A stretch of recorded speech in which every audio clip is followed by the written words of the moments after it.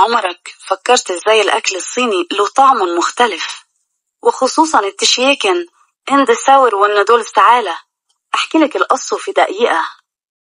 طبق السويت اند ساور أصله من جنوب الصين. كانوا يحبون يوازنوا بين طعم الحلو والطعم الحامض في نفس الطبق، ومع الهجرة الصينية إلى أمريكا اشتهر الطبق جدا، وكل بلد أضافت لماستها الخاص فيه.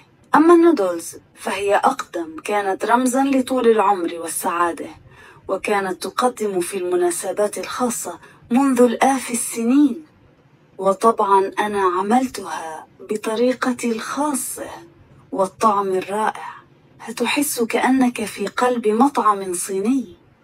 جربيها وقوليلي في التعليقات تحب الأكل الصيني ولا الأكل المصري أكثر، ومتنسوش تعملوا لايك واشتراك علشان يوصلكم الفيديو القادم مع قصة جديدة وحكاية عن طبق أروع.